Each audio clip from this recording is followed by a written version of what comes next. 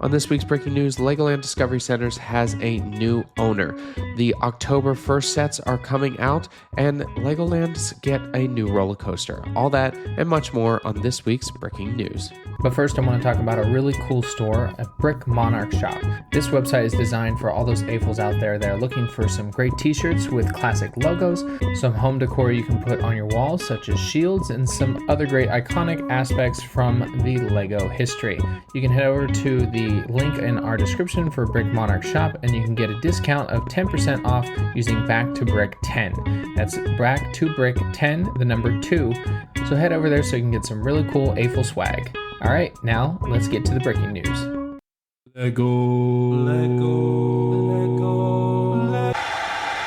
Hey everybody, Breaking welcome news. back to Brick. Breaking I'm your host news. Jarrett, and this is the Breaking podcast news. where we talk with fellow AFOLs about their LEGO designs, and we get down to the breaking news every Friday to talk about all the things LEGO's been up to for the past week.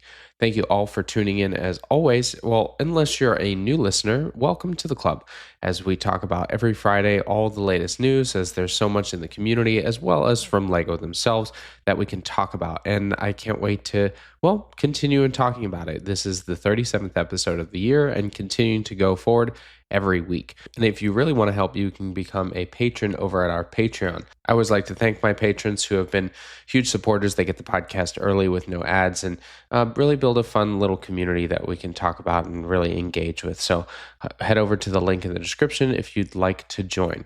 As you can hear, my voice is a little bit phlegmy, I guess would be the word, as I did get a little cold this past week, which sucks. I never get sick, and it's so weird to get sick when it's hot out. I've never understood that. If it's cold, that's fine. I still don't want to be sick, but that just makes more sense. But other than that, I'm building some Lego sets to put in my office. I just finished the miniature scale Hogwarts Castle, and I just bought a bunch of bricks off Bricklink so that I could also build some really cool ones focused really on Universal Studios itself. So I'm excited to see those come in and start doing those builds. And that's it on the admin side. We will be talking about our set reviews at the end.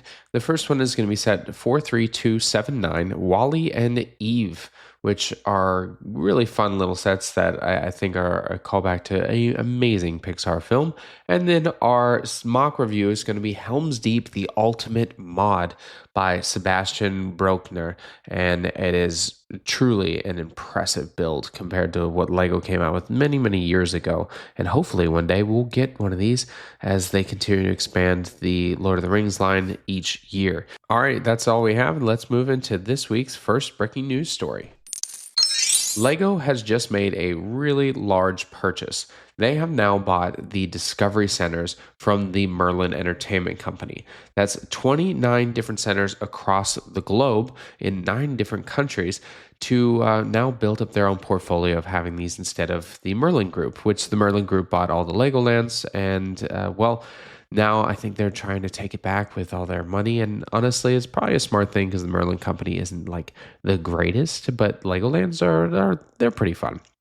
But this was a cost of almost $300 million to do this, and I'm wondering what they're going to do. Maybe they'll do the LEGO Masters Academy like they just did for the ones in Billund, and maybe they'll just do something else, or just keep it exactly as it is, because they are still fun.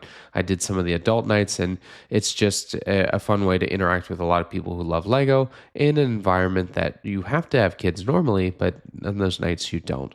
So we'll just see what the future holds as the LEGO Group purchases these.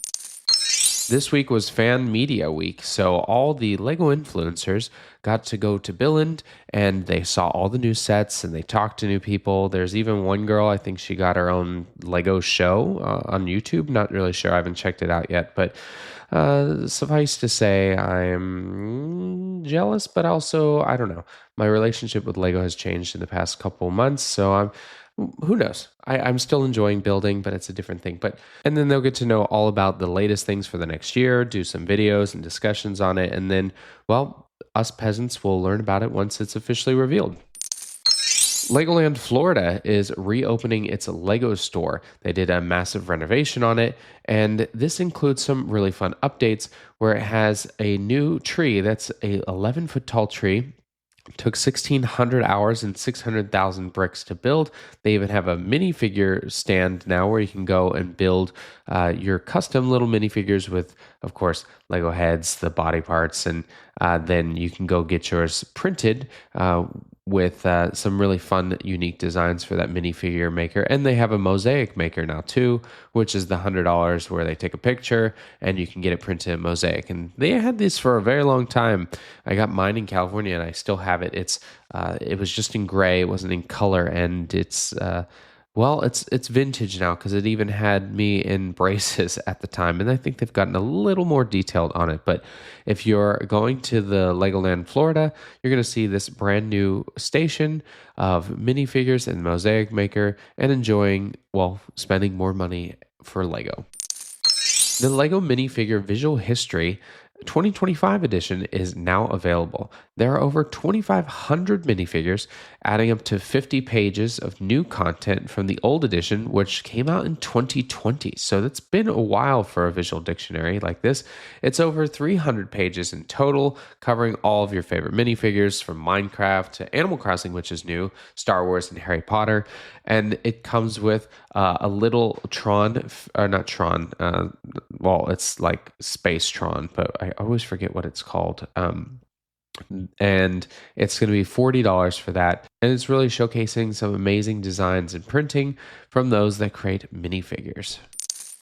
There's been a lot of AI powered tools that people are using to make all kinds of things. And a lot of people have been making some Lego ones. And they're all over the place. There's McDonald's French fries that have little faces on them with the M logo on the front.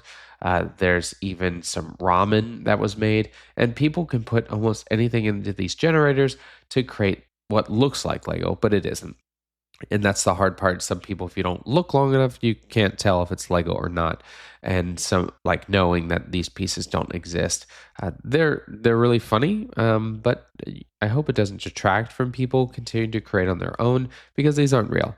These are things that are concepts that could be used as a tool, because I think AI can be used as a tool, not a end all for an artist to not continue pursuing their work.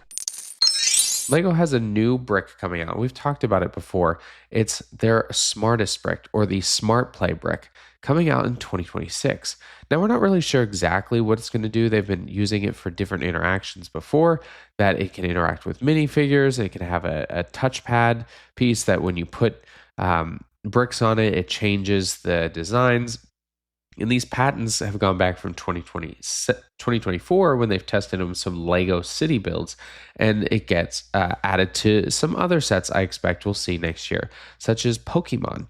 Maybe Friends and Animal Crossing will get some of those integrations, similar to what we saw in like their Dimension set that they did for the PlayStation years ago, but in a brick form and such a small form factor. Who knows what we'll actually get? Maybe we'll have some interactions where you can even talk to it like an AI system. There's some new Marvel rumors on the horizon here, where we're going to get another Hulkbuster, because of course we need more Hulkbusters. This one's going to be about $50 for it. And sure, I mean, I love the Hulkbuster, but I don't know how many we actually need of it. Another one is going to be a Groot. Not really sure what size or scale it's going to be at this. You can add so many different things. The buildable Groot at like $60, $70 for that. The Daily Bugle at about $100. There's an 18 plus set at $130. Not really sure what that's going to be. And Spider-Man and Doc Ock mech. So that's a new addition to that as well. So a lot of things coming in January of next year. Lego is releasing their October 1st lineup, and it is an extremely impressive one. We've got the Lego Botanicals, which is going to be the bouquet of pink roses. And Brickheads, we're getting Mike, Dustin, Lucas, and Will from Stranger Things, and Drift and Raven from Fortnite. Exclusives for the Christmas season, we've got the festive gingerbread house, the snowman ornament, the upscale Santa minifigure, which I like, and then the family Christmas tree, which is terrible and way too expensive. We're getting our Holiday Express train, which is also extremely expensive. Lego Ideas is going to have the Gizmo and the Mineral Collection coming out, and then Star Wars, we're getting the TIE Fighter and Imperial Hanger Rack, which is a gift with purchase. with the Death Star, which is coming out, and the Gingerbread AT-AT Walker. I cannot even imagine what the line's going to be like for October 1st, but I mean, I can. It's going to be way wrapped around the one in the Disney Springs, because there's not only that, but there's also the Game Boy coming out, which is a huge hit. And Wednesday is getting two sets, Things Apartment and the Morticia's Cottage. And if you've watched season 2, you'll know those are some fun new additions to that. So I'm excited for October 1st and to see how fast some of these sets sell out. The Bricklink Designer Program Series 9 deadline was extended. It was supposed to be ending on September 26th, but they've now extended it to the 27th. They really haven't said why. They're just recommending submitting early so you have time to make corrections before the deadline. I guess that, people are still entering their submittals, and it's taking longer to get the reviews done. I don't know, because it gives more people time to build some builds. I was going to submit mine for Series 9, but that just not going to happen. I don't have that kind of time right now. There's a new rumor around the $650 Pokemon set that's coming about February, March of next year. And at $650, what could it be? And it seems that we might be getting a buildable figures of a Squirtle, Bulbasaur, and Charmander. Maybe even Pikachu in there. But Bricker Builds has done this before at a far larger scale. And, Mega Bricks did it too. We'll see what that looks like. Maybe it'll have those integrated bricks to it. But those are the starter Pokemon, and I would definitely want to get that because that was my childhood. And of course, you always picked Charmander. LEGO has a new gift with purchase for the Creator Celebration series. It's the Luminous Ghost, where it has a little red light brick in it.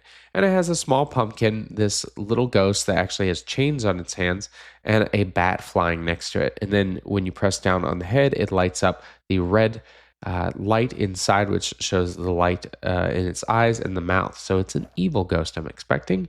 It's going to be 167 pieces, and it doesn't say exactly how much you have to spend, probably over $130 to get this. LEGO's retirement list is continuing to update, and it's not shortening. So there's some major ones that you might want to get. Mr. Peely, the Hogwarts Express and Hogsmeade Station, as well as the Icons Collection. It's going out. There's one of the biggest ones is the Botanical Garden, and the Lion Knight's Castle is retiring, Hocus Pocus. So take a look at a list and see what you want before they are sold out. LEGOLAND California has announced a new coaster, the Galactic Coaster. It's their first roller coaster in over 20 years, and it's going to be 30,000 square foot building and stand at over 30 feet tall. And it's going to be really fun. I mean, it's going to have a ton of builds. It has over 1,500 feet of track that's going to zip along through it, and it's going to cost them $90 million to build it. And they said Galactic Coaster is going to launch LEGOLAND California into a whole new galaxy of fun, the senior project manager at Merlin Magic making. It's our first coaster here in more than 20 years and part of Merlin's largest ever LEGOLAND investment of $90 million to bring the Galactic Coaster to both LEGOLAND California and Florida. Didn't know that part. And it's the most immersive and personalized coaster experience yet. It's going to take some time to build it, but that'll be really fun to see having more roller coasters like this, not only in the major parks like Universal Studios, which you should definitely go visit because I'll be here and you can come visit me, but this will be a fun addition as well. And that's all the breaking news we have this week, folks. Thank you so much for tuning into this week's podcast. I really appreciate your support as always, and I hope that you learned something today. There's so much LEGO news out there that I really want to make sure I'm engaging with everyone to explain so many fun things and with my own opinions on it because, well, I'm not in land, so I can say pretty much whatever the hell I want. And there are some things that are not great, and there are some things that are great. So I hope you appreciate that. And I'd love to hear your own feedback on not only the podcast, but what you think about some LEGO sets. All right, let's get into our set reviews. Our first set is 43279 at the Wally and Eevee. It's an 18 plus set at 811 pieces. You'll get 455 insiders points, and it costs $70.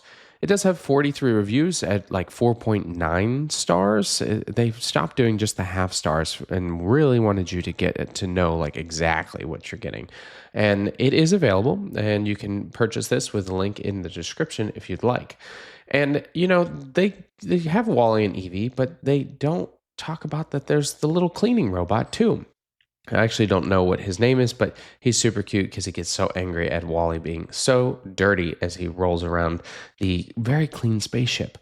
Now, the characters themselves are very iconic from the Pixar film and have some great details to them. Wally has the rust-like details on a 2x6 tile with his name, the Wall-E, and there are even two round pieces that are inverted that are his eyes, so it shows his really loving little look. And it even has the little cockroach that is his buddy that's on his shoulder there. And then the little cleaning robot is a little bit smaller, and it has the little red light on top talking about, well, there's something dirty, I have to go clean it. And then Evie is the first time we've seen this in, she even has the little plant light and her eyes, which are laughing, and her two little arms coming out of the side. She is hovering with a lightish blue 2x2 round pieces.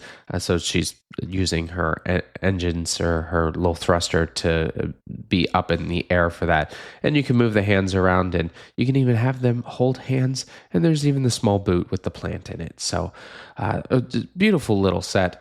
And if you're a big Pixar fan, or Wall-E, which is one of the best films, in my opinion, this is a set that you will not want to miss out on. It is a little bit more expensive, but at $70 and you're getting over 800 pieces, that's not a bad deal for a Disney build.